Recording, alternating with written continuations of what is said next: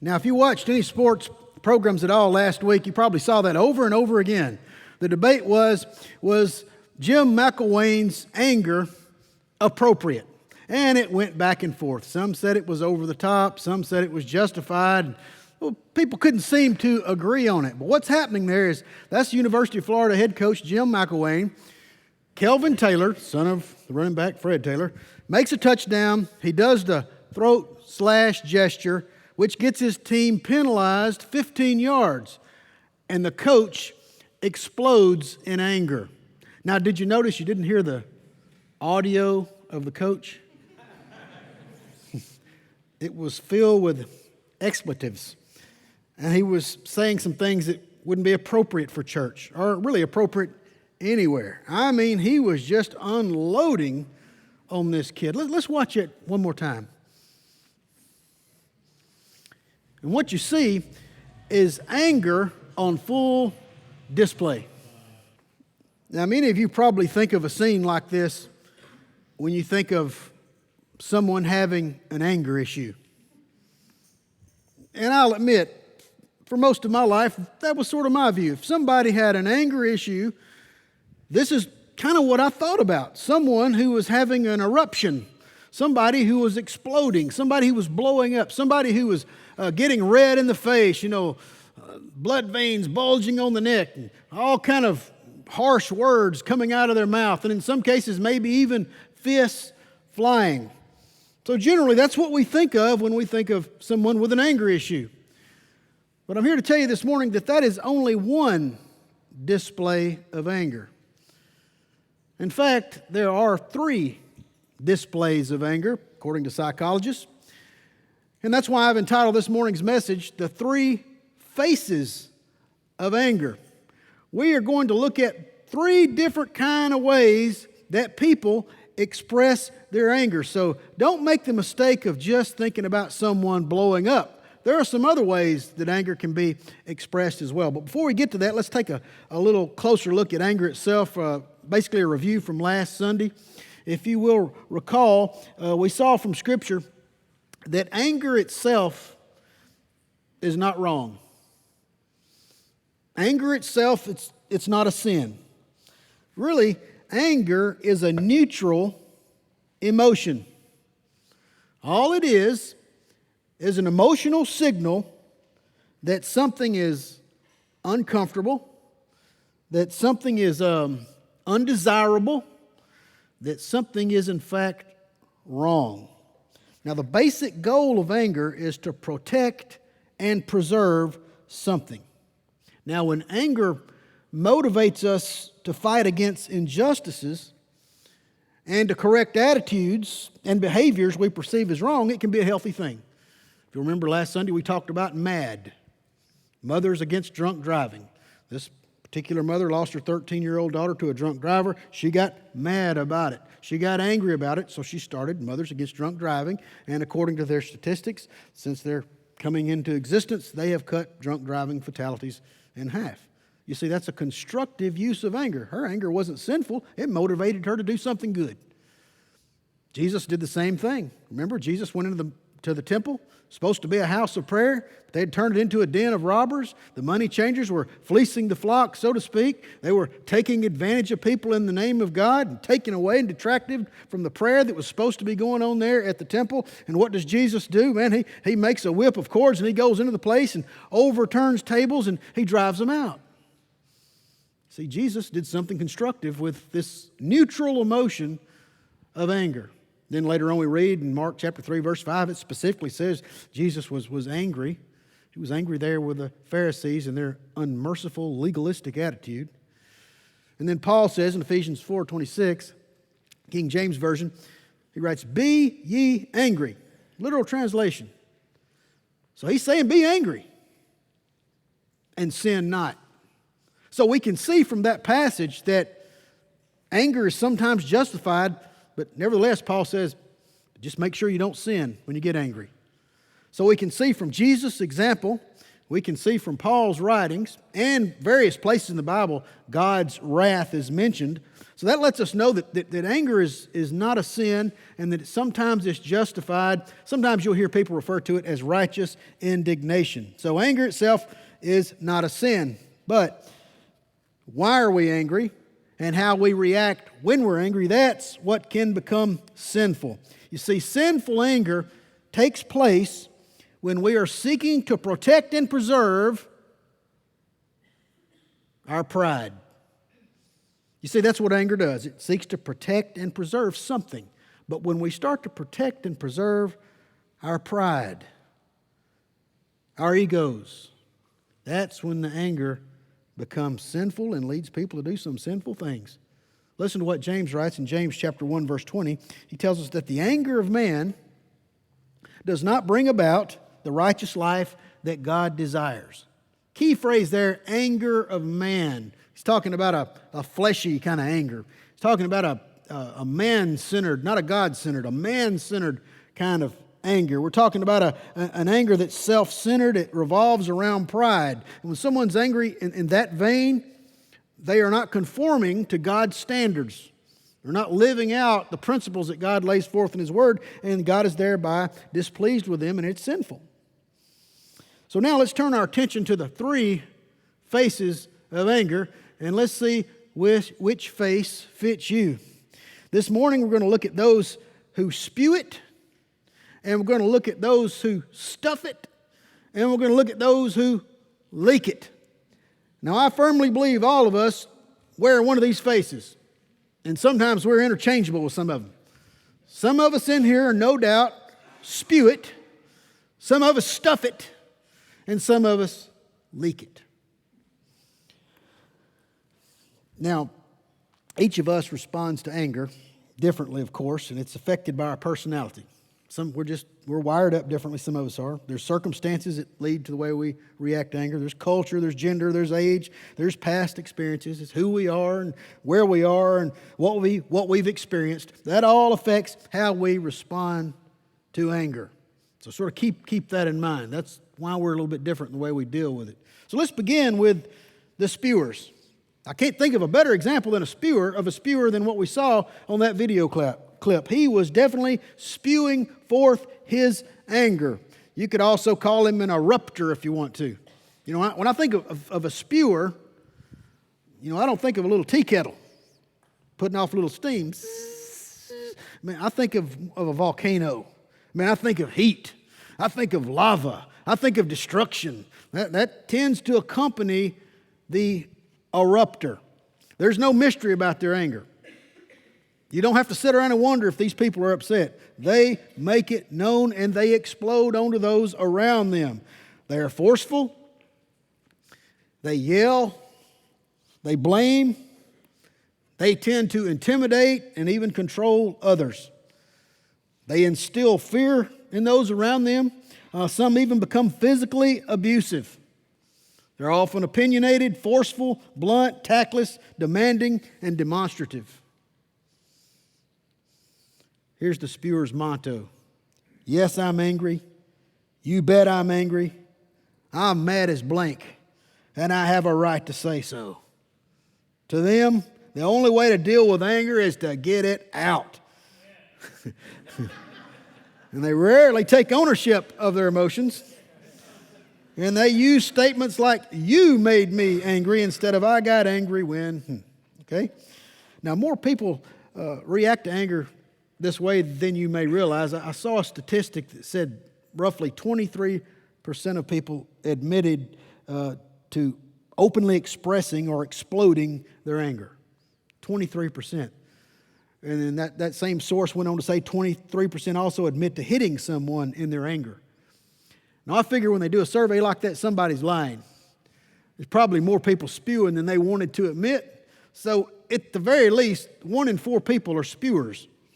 1 in 4 people have eruptions, and they erupt on to other people. Now, there's a price to be paid when people spew. There's a price to be paid for the angry outburst. For some, it's accompanied by feelings of guilt, shame, embarrassment, and regret. I believe the coach that went off on the screen we saw earlier, some of his statements sounded like he regretted some of the way he was acting and some of the words he said. And I think a lot of people are that way that are spewers. Man, they just erupt, they let it go, and then they feel bad. They really feel bad about what there's shame, guilt, embarrassment, regret, all that accompanies that. And it's not a healthy feeling to have. There also tends to be a heavy relational cost. Imagine this. People tend to stay away from spewers. No one wants to be around a spewer when they erupt. So this keeps their friendships minimal. And the friendships they have are very shallow. You know why? Because people do not feel comfortable just bringing up anything around a spewer, because just anything might set them off. And you can forget about any constructive criticism. Man, they will try to take your head off. You can forget that. So the relationships around a spewer tend to be strained, lopsided, cautious, and unhealthy. Another potential cost along these lines is the retaliation from others. Some people, if you blow up on them, they might blow back up on you. You lob a bomb over there at them, and they're going to lob one back at you, and then it's on. And you got a very volatile environment, and some bad things can really happen. So not only does it damage relations with people close to you or people you'd like to get close to, it may even, it could cost you your life if you blow up on the wrong person. There's also the physical cost as well to the spewer.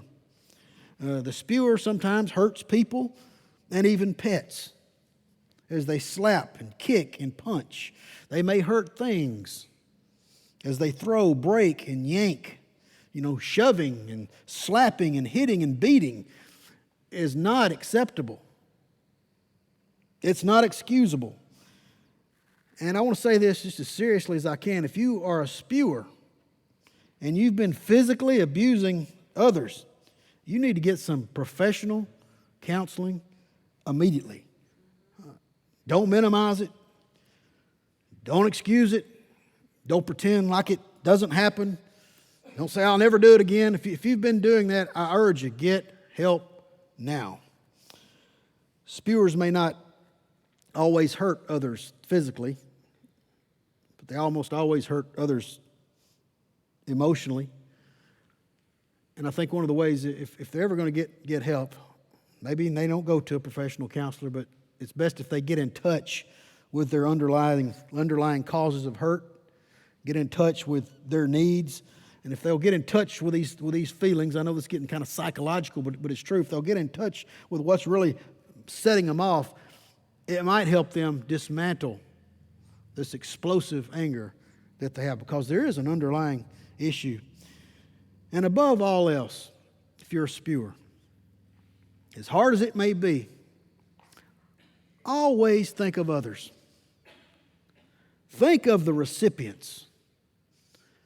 Think of the people who are going to receive that blowout when you blow up. See, a spewer tends to be self-centered. It's all about them. And if they'll just think of others and how it's affecting others, I think it'll go a long way of helping them dismantle the problem. Paul writes in Philippians 2:3-4, this is for everybody. He says, do nothing out of selfish, key word there, selfish, ambition, or vain conceit. So do nothing out of pride. Don't be motivated by your pride, but in humility,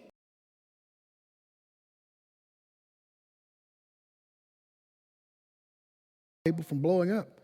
If they thought of others' interests first and actually thought of that other person as even better than themselves, I guarantee you they'd be less likely to blow up. Each of you should look not only to your own interest, but also to the interest of others. Obeying this verse will go a long way in stopping most eruptions. Now let's take a look at the stuffers. Back to the video clip. Imagine this guy's explosion, rather than going out, what if it had gone inward? He let it out. He vented it.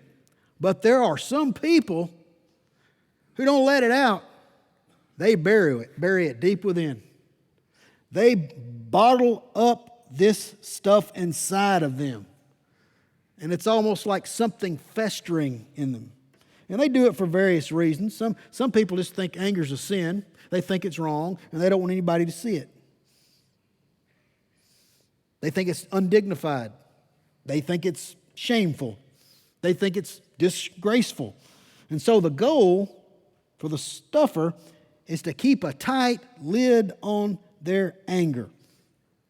People pleasers often fall into this category. They ignore their own feelings, and they risk losing touch with their own emotions in order to please others. Some may be afraid they're going to be rejected, so they bury their anger. Others may feel they're going to lose another person's affection or attraction, so they bury the anger. They see anger as a potential wedge in their relationship, so they keep their anger locked up deep within themselves.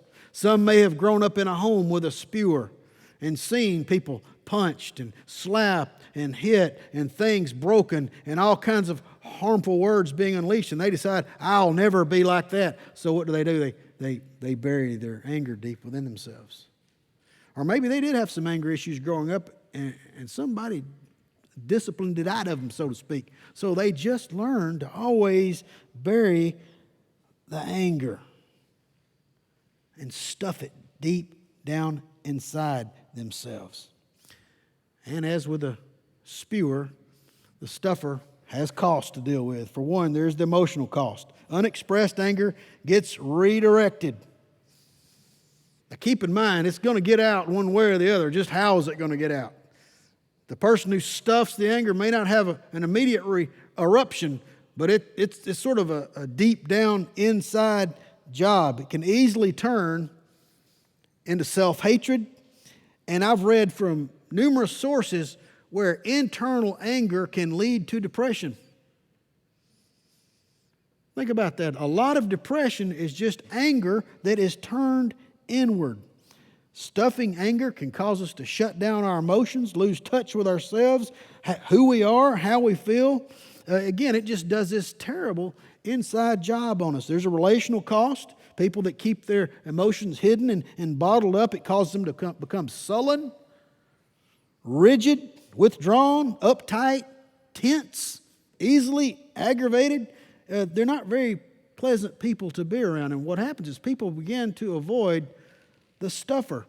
And the stuffer will actually begin to avoid others that might unearth this anger that's within them. So even though they are good at stuffing, eventually they could have an eruption.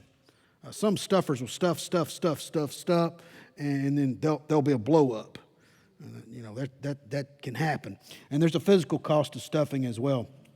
Doctors tell us that it can lead to ulcers, headaches, back and neck pain, problems with digestion, muscle tension, high blood pressure.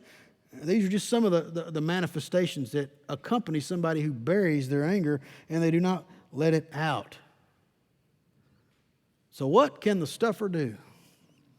Well, first, the stuffer needs to realize that anger is not wrong. That's why a lot of people stuff it. They think it's wrong.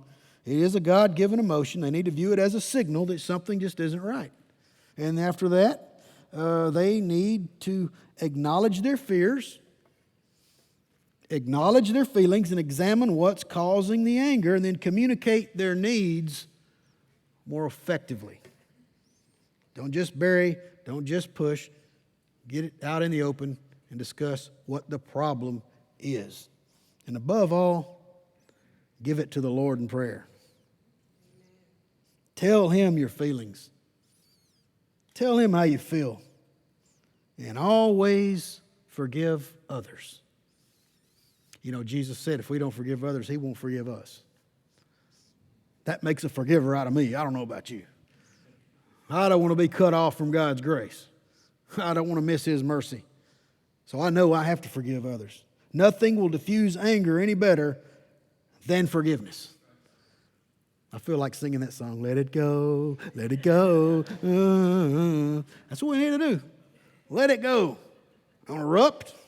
Don't stuff. Let it go. Lastly, there are the leakers.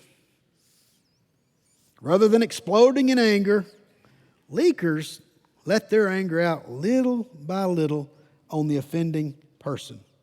They are what is called passive aggressors. Here is their inner message. I'm going to do things that bother you. I'm going to do things that inconvenience you in order to make you hurt like I do. But I'm not going to let you know how I really feel. I'll just take it out on you in little subtle ways. Death by 1,000 slashes. The leaker is driven by revenge, plain and simple. They often keep score eternally, and they want to get even.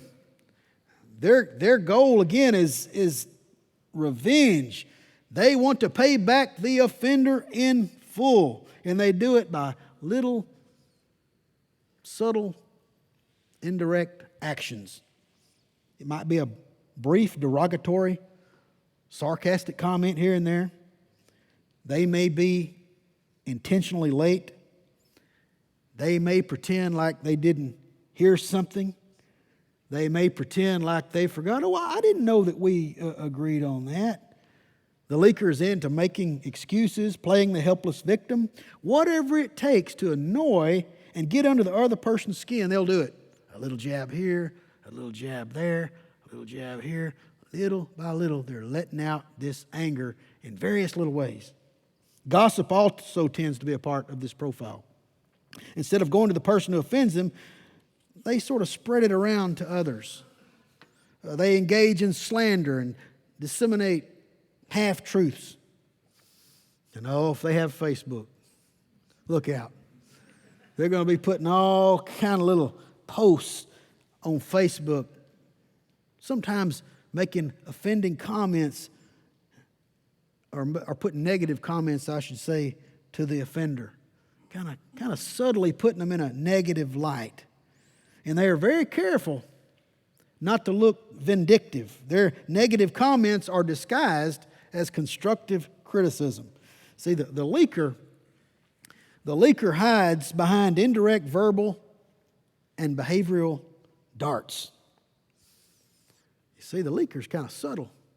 But they're going to get you little by little until they drive you up the wall. There's an emotional cost. Leakers run the risk of becoming bitter, spiteful people. Their critical negative attitude easily takes root, gets a hold of them, and expands. And before the leaker knows it, they are engaging in behavior that actually drives other people away. You see, they almost get a high off getting vengeance. They feel empowered when they feel like they're getting somebody back. And this creates a pattern of behavior, like I say, that can drive other people up the wall. Because all they start to become about is, how can I annoy somebody? How can I aggravate? How can I get revenge? And what happens is nobody wants to be around that. People start to avoid the person that's leaking out this anger little by little out of spite and revenge. It puts a strain on relationships. It weakens them, and these indirect negative comments begins to repel others.